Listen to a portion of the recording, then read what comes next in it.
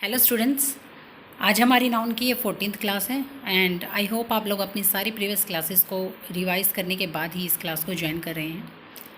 And कल जो हमने डिस्कस किया था उसको थोड़ा सा वाइंड अप कर लेते हैं and after that we will start our class. Okay, कल हमने देखिए स्टूडेंट्स, हमने देखा था कल कि कलेक्टिव नाउन के बारे में हम पढ़ रहे थे और कलेक्टिव नाउन में हमने देखा था कि कब वो सिंगुलर की सेंस देगा और कब वो प्लूरल की सेंस देगा।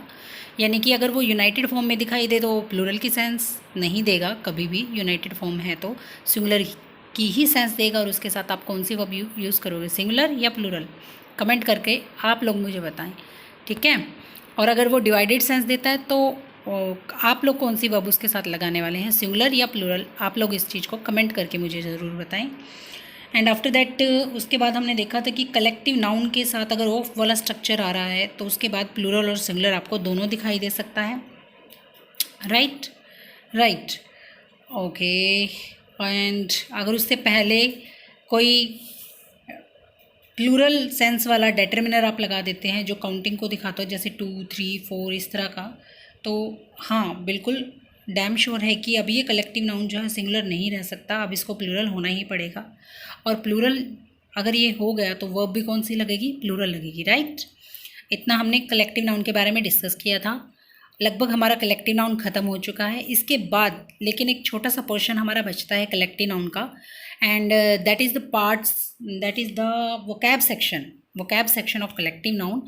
एंड वो आप कहीं से भी कर सकते हैं स्टूडेंट, अगर आपके पास कोई भी बुक अवेलेबल है वहाँ पे होगी, वो लर्निंग पार्ट है, ठीक है। उसमें समझने वाला कुछ भी नहीं है। जैसे मैं एक एग्जांपल के थ्रू आपको बता दूँ कि अगर आप सिंगर्स का ग्रुप बना रहे हैं तो उस ग्रुप को क्या नाम दिया गया है ये आपको याद करना है, और ये लर्निंग पार्ट है, इसमें समझने वाला कुछ भी नहीं है। तो उस ग्रुप को आप क्या बोल सकते हो, जैसे बुक्स है, बुक्स के ग्रुप को आप क्या बोल सकते हो। इस तरह से हमें क्या करनी होती है, चीज़ें लर्न करनी होती है। बुक्स के ग्रुप को जैसे हम बोल लेते हैं स्टॉक, और अगर बैट्स है उसके ग्रुप को हम क्लाउड बोल लेते हैं। शिप्स यानी कि समुद्री जहाज है उसके ग्रुप को हम फ्लीट बोल लेते हैं। स्टार्स हैं उसके ग्रुप को गैलेक्सी बोल लेते हैं। पपीज़ या किटन है उसके ग्रुप को हम लीटर बोल लेते हैं। लॉयंस है, पिकॉक्स हैं उसके ग्रुप को हम प्राइड बोल लेते हैं। गर्ल्स, वुमेन, लेडीज़, ऑफिसर, इनके ग्रुप को हम बैवी बोल देते हैं। राइट, अच्छा, कार्ड्स जो हम ताश खेलते हैं ना, वो कार्ड्स हो गए। थीव्स यानी कि चोर हो गए। वोल्व्स यानी कि भेड़िए। लाइज यानी कि झूठ, इनके ग्रुप को आप क्या बोलते हो, पैक बोलते हैं, PACK, पैक बोलते हैं इनके ग्रुप को हम। राइट इसके बाद अगर आंट्स हैं यानी कि चींटियां हैं उसके ग्रुप को क्या कहा जाता है, कॉलोनी कहा जाता है।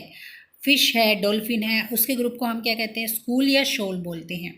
बर्ड्स और शिप है उसके ग्रुप को हम फ्लॉक बोलते हैं। पीपल के ग्रुप को क्राउड बोल देते हैं, मॉब बोल देते हैं हम। सिंगर्स के ग्रुप को कोर बोल देते हैं हम। एक्सपर्ट्स के ग्रुप को पैनल बोल देते हैं। जजेस के ग्रुप को पैनल और जूरी दोनों कहा जा सकता है। डायरेक्टर्स और एग्जामिनर्स के ग्रुप को बोर्ड कहते हैं। ग्रेप्स, फ्लावर्स, कीज, बनानाज, इन सब के ग्रुप को हम बंच कहते हैं। और फ्लावर्स के ग्रुप को आप बुके भी कह सकते हो। एंड ट्रीज़ के ग्रुप को आप फॉरेस्ट बोल देते हो। पपीज़ या किटन्स अगर हैं तो लीटर बोल देते हैं, ठीक है, LITTER, लीटर। तो इस तरह से हमें क्या होते हैं, अलग अलग जो चीज़ें हैं उनका जो ग्रुप है उसके नाम को हमें क्या करना होता है, याद करना होता है। That is the cab section, that is the learning part. Right, learning part of collective noun.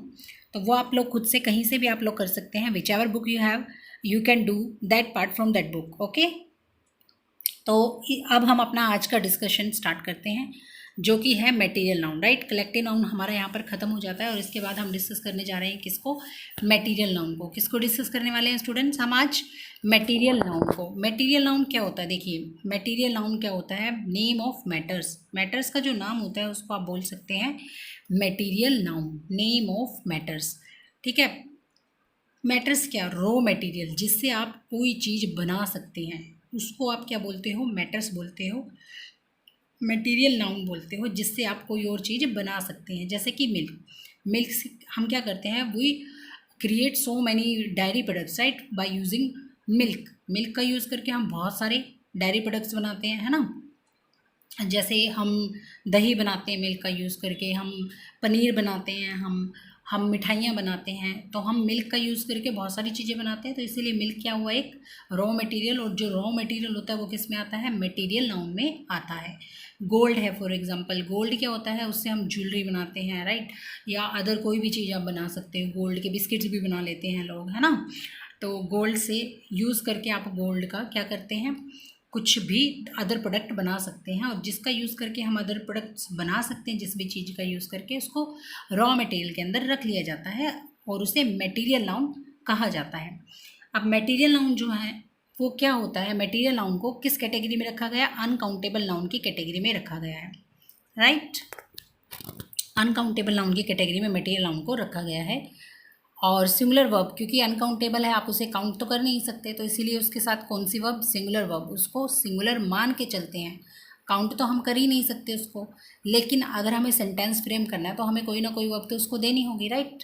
तो इसीलिए ये फिक्स कर दिया गया कि इसको काउंट तो नहीं कर सकते, लेकिन इसके साथ अगर आपको वर्ब यूज़ करनी पड़ जाए तो आप सिंगुलर वर्ब, सिंगुलर इसको मानकर सिंगुलर वर्ब इसको दे सकते हैं।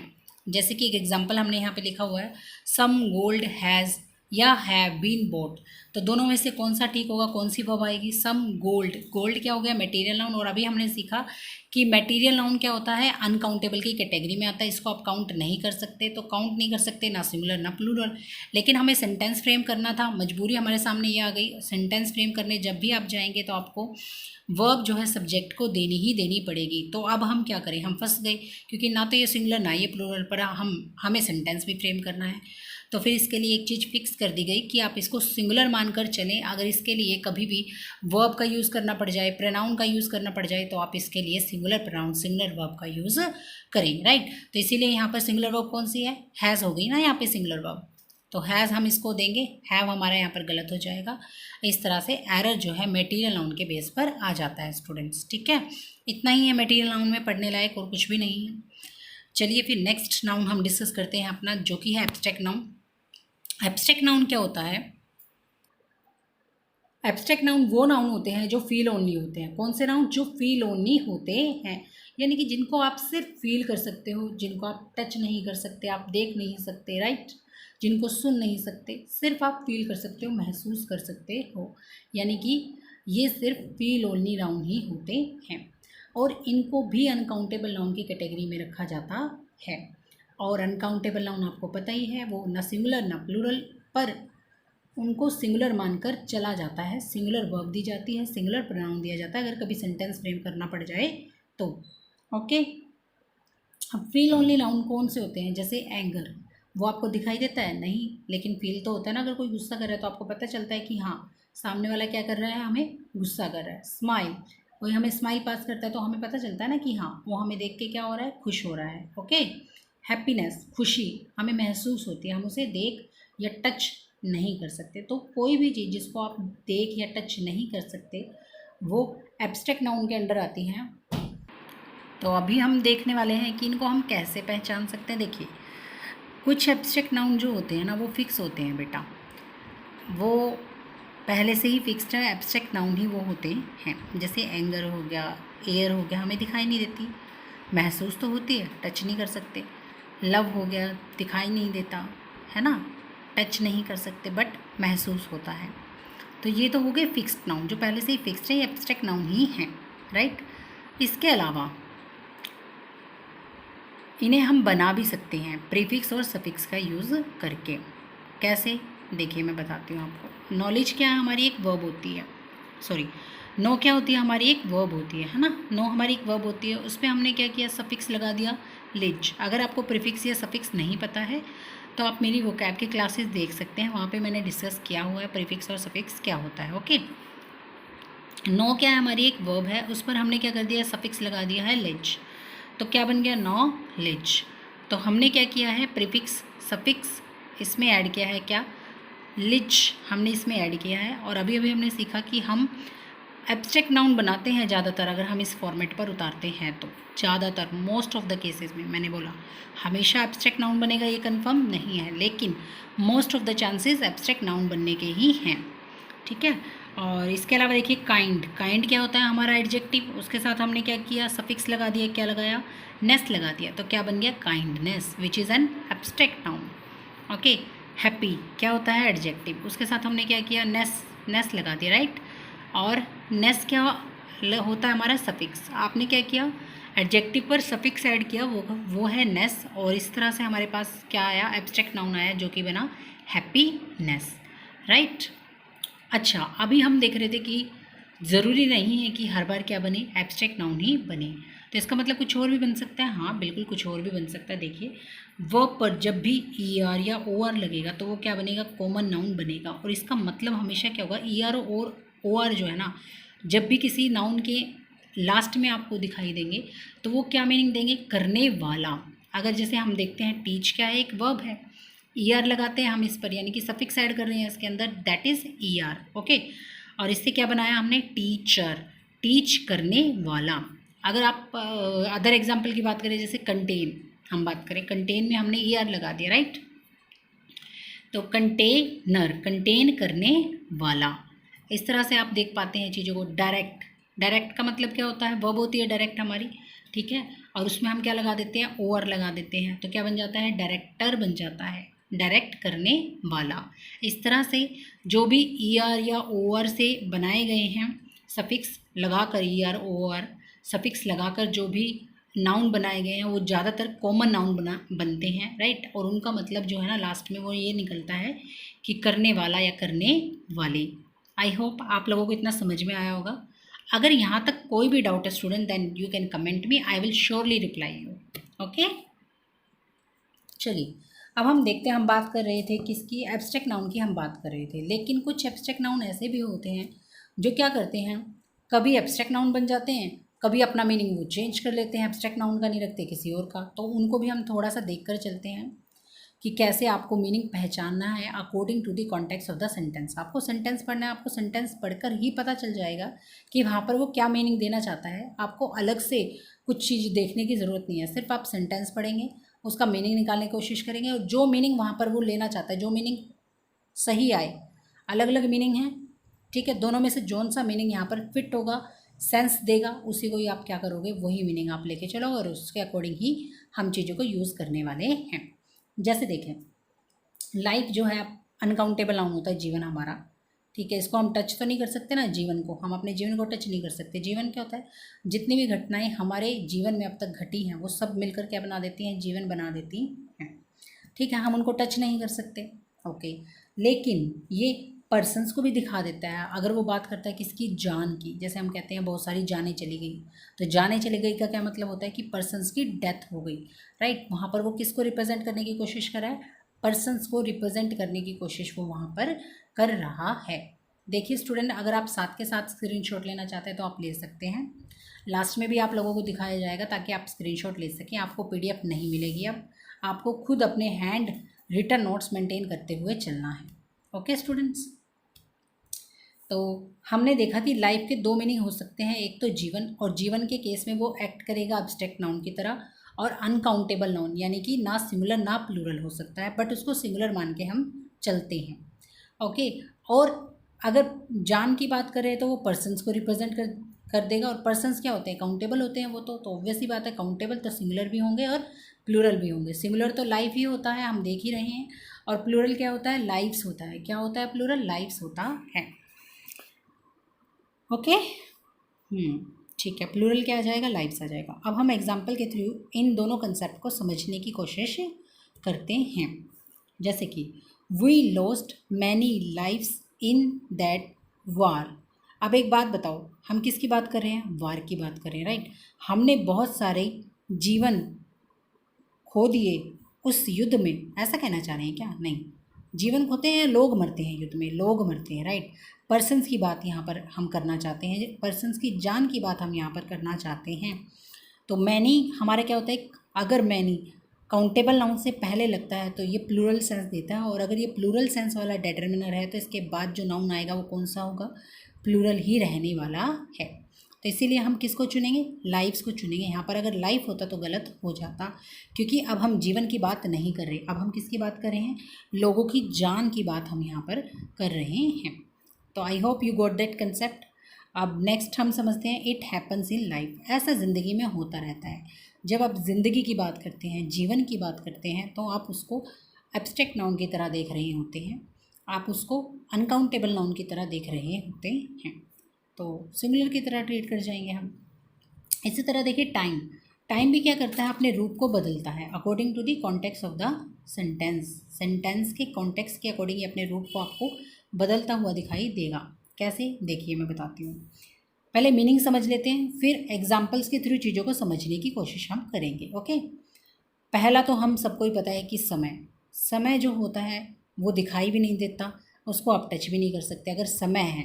ओके, ठीक है, यानी कि आप समय की बात कर रहे हैं तो वो एब्स्ट्रैक्ट नाउन बनेगा। ओके, एब्स्ट्रैक्ट बनेगा तो वो क्या होगा, अनकाउंटेबल होगा। अनकाउंटेबल होगा तो वो सिंगुलर ही रहेगा सिर्फ हमेशा, प्लूरल वो कभी बन ही नहीं पाएगा, था तो वो सिंगुलर भी नहीं है ना, बट उसको ट्रीट हम एज अ सिंगुलर मानकर चलते हैं, ट्रीट करते हैं एज अ सिंगुलर, राइट। तो जब भी अगर आपको ये दिखाई दे कि सेंटेंस में कहीं ना कहीं बात किसकी हो रही है, about the amount of time required to complete a task, right, complete a task, या किसी भी चीज़ को करने के लिए कितना समय लगने वाला है, आप इसकी बात अगर कर रहे हैं तो वो कहीं ना कहीं अनकाउंटेबल नाउन की तरफ इशारा आपको करता हुआ दिखाई देगा। ओके, ठीक है। ओके, उसके बाद आप फ्रीक्वेंसी देख पाते हैं, जैसे कि आपने ये काम कितनी बार किया है, मैंने ये 2 बार किया है, मैंने ये 3 बार किया है, तो उसको हम कैसे दिखा देते हैं, 2 times, 3 times, I have done this 3 times, I have done this 4 times, ठीक है। He has been there 2 times, example के थ्रू हम समझ रहे हैं, he has been there 2 times, वह वहाँ 2 बार होकर आया है, 2 बार होकर आया है, तो 2 बार, यानी कि आप फ्रीक्वेंसी को दिखाना चाहते हैं कि कितनी बार गया है, 2 बार गया है, राइट। अब कई बार मल्टीप्लाई के सेंस में भी हम टाइम को यूज़ कर लेते हैं ना, कि ये तो उससे 2 गुना बड़ी है, 3 गुना बड़ी है, ये कमरा तो उस वाले कमरे से 4 गुना बड़ा है, ऐसे बोल देते हैं हम घर पे भी कई बार। तो उसमें हम क्या करें, मल्टीप्लाई के सेंस में किसको यूज़ कर लिया हमने, टाइम को। अब आप एक बात बताएं सिंपल सी, जब आप खुद ही बोल रहे हो कि 2 गुना 3 गुना, आप उसके सामने क्या लगा रहे हैं, काउंटिंग वर्ड लगा रहे हो, तो इसका मतलब क्या है, उसको काउंट किया जा सकता है उस कॉन्टेक्स्ट में। अगर आप बात करें मल्टीप्लाई के कॉन्टेक्स्ट में, फ्रीक्वेंसी के कॉन्टेक्ट में अगर बात करें कॉन्टेक्स्ट में आप, तो ऑब्वियस ही बात है कि आप उसको क्या कर सकते हैं, आप उसको काउंट कर सकते हैं, तभी आप बोल रहे हो ना 2 टाइम्स 3 टाइम्स, ठीक है। तो ये ऑब्वियस है ये चीज़। तो अब इसका भी एक एग्जांपल देख लेते हैं, कैसे बोलते हैं, this is 2 times as big as my house, कि ये हाउस जो है कितना 2 गुना बड़ा है मेरे घर से, ठीक है, आप ये कहना चाहते हैं। ओके, इसके बाद टाइम्स जो है वो कंडीशंस को भी दिखाता है कई बार, ठीक है, कंडीशंस को भी दिखाता है टाइम्स। कंडीशंस कैसे देखें, अगर मैं बोलूँ कि आज का जो समय है, आज का जो समय है वो पुराने समय से बहुत ज़्यादा अलग है, तो आप यहाँ किसकी बात करना चाहते हो, आप घड़ी वाले समय की बात करना चाहते हो क्या, क्या कहना चाह रहे हो कि आज घड़ी में जो टाइम दिखाता है वो पुराने समय में नहीं दिखाता था, ऐसा तो नहीं आप कहना चाहते ना। पुराने समय में भी घड़ी वही समय दिखाती थी और आज भी वही समय दिखाती है, तो इसका मतलब आप समय से तो यहाँ पर कोई भी लेना देना आपका नहीं है। तो फिर आप क्या कहना चाहते हो, आप कहना चाहते हो कि जो आज की कंडीशंस हैं, जो आज का एनवायरनमेंट है, जो आज की परिस्थितियाँ हैं, जो आज टेक्नोलॉजी ने डेवलपमेंट कर ली है, वो सारी चीज़ें पुराने समय में नहीं थी, यानी कि आप ओवरऑल जितनी भी कंडीशंस हैं उनको आप देखकर, ठीक है, उनको एज अ टाइम्स रिप्रेजेंट कर रहे हैं।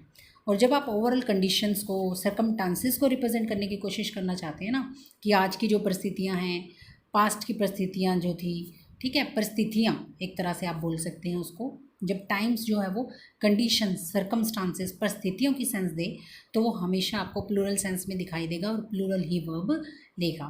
फॉर एग्जाम्पल, एग्जाम्पल के थ्रू समझने की कोशिश करते हैं, the modern times are so different from the past time, कि जो मॉडर्न टाइम है वो क्या है, बहुत ज़्यादा डिफरेंट है किससे, पास्ट टाइम से। तो हमने देखा मॉडर्न टाइम से हमारा क्या मतलब है, मॉडर्न टाइम ये थोड़ी ना घड़ी वाला समय, आज घड़ी वाला जो समय है वो पुराने घड़ी वाले समय से ज़्यादा ज़्यादा अलग है, ऐसा थोड़ी ना है, घड़ी में तो समय आज भी वही है जो पहले था। ओके, तो यहाँ पर बात हो रही है परिस्थितियों की, कि आज जो परिस्थितियाँ हैं, आज के समय में जो परिस्थितियाँ हैं वो पहले के समय में नहीं थी, ठीक है, तो आप ये बात कहना चाह रहे हैं। तो इट मीन्स आप कंडीशंस को, सरकमस्टांसेस को, परिस्थितियों को दिखाना चाहते हैं, और जब भी हम कंडीशंस, सरकमस्टांसेस, परिस्थितियों को दिखाना चाहते हैं तो वो क्या हो जाएगी स्टूडेंट्स, वो हो जाएगी आपकी प्लूरल सेंस। क्या देगी वो, प्लूरल सेंस, राइट। ओके, तो आप उसको प्लूरल सेंस रिप्रेजेंट करने के लिए यूज़ कर लेंगे, PL मैंने प्लूरल। ओके, तो प्लूरल ही किया हुआ है, हाँ आर लगाया। अगर यहाँ पर इज़ कर देता, यहाँ पर टाइम कर देता तो गलत हो जाता। जैसे कि अगर मान लीजिए मैं यहाँ पर टाइम कर दूँ, है ना, और यहाँ पर इज़ कर दूँ, तो इसका मतलब तो ये होगा कि पुराना जो समय था वो आज के समय से अलग है।